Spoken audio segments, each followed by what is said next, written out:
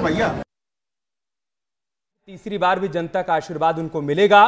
साथ ही साथ उन्होंने लोकतंत्र के इस महापर्व को लेकर आज ऐलान किया गया है तो उसका भी जिक्र किया और कहा है कि हमने जो बीते 10 बरस में काम किया है उसके आधार पर तीसरी बार जनता का आशीर्वाद हमको मिलेगा। कुल मिलाकर 7 चरणों में चुनाव होना है। 7 चरणों में कितनी सीटों पर चुनाव होना है सब कुछ ग्राफिक्स के जरिए हम आपके सामने रख रहे हैं। 19 अप्रैल, 26 अप्रैल, 7 मई, 13 मई, 20 मई, 25 मई, 1 जून, ये वो तारीखें हैं जब 7 चरणों में आप अपने मताधिकार का इस्तेमाल करने के लिए जाएंगे। और चुनाव आयोग की भी यही कोशिश है कि आप सभी लोग अपने मताधिकार का इस्तेमाल करें, घर से निकलें, एक एक वोट की कीमत को समझें। धर्मेंद्र जी, मैं आपके पास आ रहा हूं, छोटा सा रिएक्शन आपसे। बीजेपी कह रही है कि हम 10 साल की उपलब्धियों का जिक्र करेंगे और उसी के आधार पर वोट मांगेंगे और वोट हमको मिलेगा, तीसरी बार जनता का आशीर्वाद मिलेगा। लेकिन कांग्रेस पार्टी को अब लगने लगा है कि इलेक्टोरल बॉन्ड एक बहुत बड़ा मुद्दा होने जा रहा है चुनाव के दौरान। आपको भी ऐसा लग रहा है? इलेक्टोरल बॉन्ड का मुद्दा तभी तक मुद्दा था जब तक सुप्रीम कोर्ट ने फैसला नहीं सुनाया था। अब सुप्रीम कोर्ट का फैसला सुनाने के बाद इसमें राजनीति तो होगी, चुनाव प्रचार, इसको मुद्दा तो बनाया जाएगा, लेकिन इसका असर नहीं होगा क्योंकि बीजेपी ऑलरेडी कह रही है कि हम काले धन को कम करने के लिए इस इलेक्टोरल बॉन्ड को लाया था। दूसरी बात है, जो पैसे का रेशियो है, 22,000 करोड़ रुपये में करीब 6,000 करोड़ रुपया बीजेपी को मिले हैं और करीब 14 से 15,000 करोड़ जो है वो विपक्ष को मिले हैं। तो विपक्ष को ज़्यादा मिले हैं। जहाँ तक आप देखेंगे कि लोकसभा और विधानसभा की जितनी सीटें बीजेपी को है उस रेशियो से कम पैसे मिले हैं। अब टीएमसी नंबर 3 पार्टी है, लेकिन उनको उस पार्टी को करीब 1600 करोड़ रुपये मिले हैं।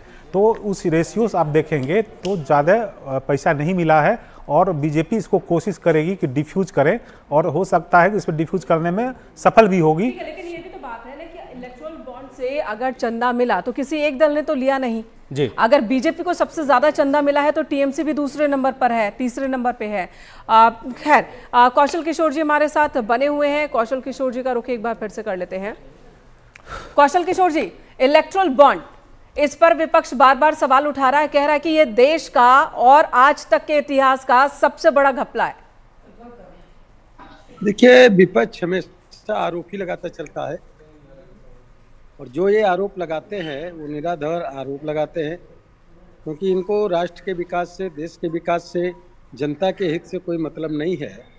इसलिए ये लोगों को गुमराह करने का काम करते हैं। विपक्ष के जो भी बातें करते हैं वो भ्रम पैदा करने वाली बातें करने का काम करते हैं। ये कोई मुद्दा बनने वाला नहीं है। मुद्दा केवल एक है, विकसित भारत, आत्मनिर्भर भारत बनाने का। सुप्रीम कोर्ट को तो बीच में आना पड़ा ना। आगे बढ़ेगा और इसके लिए मैं आपको बता दूं कि गांव की चाहे स्वयं सहायता समूह से जुड़ी हुई महिलाएं हों, चाहे सूर्यकांत जी कुछ इस पर रिएक्ट करना चाहते हैं। कौशल जी, सूर्यकांत जी रिएक्ट करना चाहते हैं। मैं निवेदन करना चाह रहा हूं, 25 जनवरी 2019 को रेड पड़ती है डीएलएफ पे और 9 अक्टूबर 2019 को बॉन्ड खरीदते हैं। 25 जून 2020 को बी एग्रो को रेड पड़ती है, छापा पड़ता है। 8 अक्टूबर 2021 को बॉन्ड खरीदते हैं जी। यशोदा हॉस्पिटल में 26 दिसंबर 2020 को रेड पड़ती है। अप्रैल 2021 को बॉन्ड खरीदा जाता है। ये सारी ठीक है सर, पूरे देश के इस पूरी लिस्ट को लेकर आप पब्लिक के बीच में जाइएगा। अगर आपको लगता है कि यही 2024 का सबसे बड़ा चुनावी मुद्दा है तो आप जाइएगा जनता के बीच में, क्योंकि वो मुद्दे हैं जिसको आपको उनके बीच में जाकर गिनाना है। यहाँ एक सीमित समय है, हमें और मसलों पर भी चर्चा करनी है। नरेंद्र कश्यप जी हमारे साथ जुड़ चुके हैं, आप यूपी सरकार में मंत्री हैं। नरेंद्र कश्यप जी, क्या आपको लगता है कि सभी 80 सीटों पर आप उपलब्धियों के आधार पर कमल खिला ले जाएंगे? डबल इंजन की सरकार की जो उपलब्धियां हैं, जिस विकास का आप जिक्र कर रहे हैं, उसके आधार पर वो कर ले जाएंगे जो उत्तर प्रदेश में इससे पहले आपने नहीं किया था? बिल्कुल, मैं पूरे विश्वास के साथ ये कह सकता हूं कि 10 वर्षों में देश के यशस्वी प्रधानमंत्री श्री नरेंद्र मोदी जी ने 140 करोड़ जनता को अपना परिवार का सदस्य मानकर जिस प्रकार से काम किया और उत्तर प्रदेश में डबल इंजन की सरकार में उत्तर प्रदेश की तस्वीर को, उस तस्वीर को बदलने का काम किया। जिस प्रदेश को बीमारू राज्य कहा जाता था, वो प्रदेश आज सर्वोत्तम प्रदेश बनने की दिशा में अग्रसर है। इसलिए प्रधानमंत्री जी के नेतृत्व में उत्तर प्रदेश की सभी 80 सीटों को जीतना भारतीय जनता पार्टी का लक्षित आधार है। और मैं एक भरोसे के साथ ये भी कहता हूं कि 2014 में उत्तर प्रदेश में भारतीय जनता पार्टी ने 73 सीट जीतकर एक पहला राजनीतिक इतिहास बनाया था। उसके बाद बाई इलेक्शन में आजमगढ़ और रामपुर भी जीतकर भारतीय जनता पार्टी कमल वहां भी खिला जहां पहले कभी नहीं खिल सका। तो डबल इंजन की सरकार, प्रधानमंत्री मोदी जी का नेतृत्व उत्तर प्रदेश में योगी जी की कार्यशैली और कार्य कुशलता के आधार पर निश्चित उत्तर प्रदेश की जनता भारतीय जनता पार्टी के सभी 80 प्रत्याशियों को जीत की मोहर लगाएंगे। जी, तो सभी के सभी 80 प्रत्याशी जीतेंगे। बीजेपी के बार बार ये दावे बीजेपी की ओर से किए जा रहे हैं। बड़े नेता, छोटे नेता, मंत्री, कार्यकर्ता सभी यही बात कह रहे हैं। ठीक है, आप बने रहे हमारे साथ। इस वक्त हमारे साथ धर्मेंद्र जी भी जुड़े हुए हैं। धर्मेंद्र जी, बात मुद्दों की हो रही थी और इलेक्ट्रल बॉन्ड आपने कहा कि अब ये मुद्दा नहीं है, लेकिन यहाँ तो ये गिना रहे हैं सूर्यकांत धस्माना जी कि किस तरह से रेट पड़ती है, उसके बाद बॉन्ड खरीदे जाते हैं और जाहिर सी बात है बॉन्ड अगर उस शख्स ने खरीदा, उस कंपनी ने खरीदा तो किसी न किसी राजनीतिक दल को ही दिया। आरोप लगाना विपक्ष का काम है और उनका अधिकार भी है, लेकिन आप इसको देखने की कोशिश करें कि अदानी और अंबानी पे बहुत हमला किया गया है, लेकिन आप डायरेक्ट देखेंगे तो कहीं से बॉन्ड पे जिक्र नहीं है। डीएलएफ ने किसको पैसा दिया नहीं दिया ये अभी पूरी बातें निकल कर नहीं आई है। हो सकता है डीएलएफ का ये पता चले कि इतना रुपया दिया और इसमें ये हिस्सा जो है इस पर्टिकुलर पार्टी को गया है, तब उसको आप कोरिलेट कर पाएंगे। ऐसे विदाउट प्रूफ के आप आरोप लगाने के लिए विपक्ष फ्री है, लेकिन जब तक आपके पास सबूत नहीं हो तो उस पर दम नहीं दिख रहा है। ठीक है, रतिबान त्रिपाठी जी भी हमारे साथ जुड़े हुए हैं। रतिबान जी, उत्तर प्रदेश के परिप्रेक्ष्य में अगर हम बात करें तो डबल इंजन की सरकार ये कहती है कि उत्तर प्रदेश की जो कानून व्यवस्था आज आप देख पा रहे हैं, इससे पहले ऐसी कानून व्यवस्था कभी थी नहीं।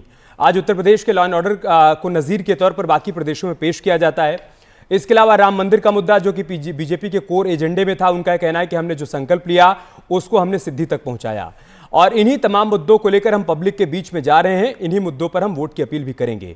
आपको लगता है कि ये सारे बड़े फैक्टर 2024 के चुनाव में यूपी की 80 सीटों पर बड़े फैक्टर बनने वाले हैं, या फिर जितनी बातें विपक्ष की तरफ से गिनाई जा रही हैं, चाहे वो पेपर की हो चाहे इलेक्टोरल बॉन्ड की हो, आपको लग रहा है कि वो ज्यादा बड़े फैक्टर होने वाले? देखिए, सही बात तो ये है कि जो ये फैक्टर गिनाए जा रहे हैं पक्ष की ओर से कि उन्होंने जो कहा सो किया, ये काफी हद तक सही है। बहुत सारी बातें नहीं पूरी हो पाई, लेकिन संकल्प ऐसा दिख रहा है कि उन्होंने काम करने की कोशिश की है। राम मंदिर बड़ा मुद्दा था, है और इस चुनाव में बनता दिख रहा है। रही बात इलेक्टोरल बॉन्ड, जो जिसको विपक्ष गंभीरता से ले रहा है और उसका कह रहा है इसका इम्पैक्ट होगा। अब ये विमर्श में कितना बड़ा मुद्दा बन पाएगा आगे चलकर, ये देखने की बात होगी। ये जिस तरीके से विपक्ष ने उभारा है इस मुद्दे को, ये है तो गंभीर मसला, लेकिन दूसरी बात यह भी है कि जितना चंदा इलेक्टोरल बॉन्ड के जरिए बीजेपी को मिला है, उसका लगभग 2.5 गुना चंदा विपक्ष को भी मिला है। तो ये जवाब भी तो देना होगा। ऐसा नहीं है कि ये एक केवल इल्जाम लगा देने से काम चलेगा। इल्जाम की सफाई भी देनी होगी कि हम पर भी जो इल्जाम है उसकी क्या सफाई है। तो एक विपक्ष का काम है कि उसे अपने जो सत्ताधारी पार्टी है उसे हराने के लिए, उसे पीछे करने के लिए, उस पर इल्जाम चस्पा करने के लिए उसे तरह तरह की बातें ले आनी है और ले आने की कोशिश करेंगे। लेकिन सच ये है कि ये इलेक्टोरल बॉन्ड कोई एक व्यक्ति की सहमति से नहीं किया गया है। इसमें सत्ता पक्ष की भी सहमति थी और विपक्ष की भी सहमति थी। ठीक है। और इलेक्टोरल बॉन्ड कोई दुनिया में ठीक है, अगर कॉर्पोरेट्स ने चंदा दिए हैं तो कॉर्पोरेट्स ने चंदा किसी एक दल को नहीं दिया, बल्कि अलग अलग दलों को, लगभग सभी दलों को चंदा मिले, किसी को कम किसी को ज्यादा।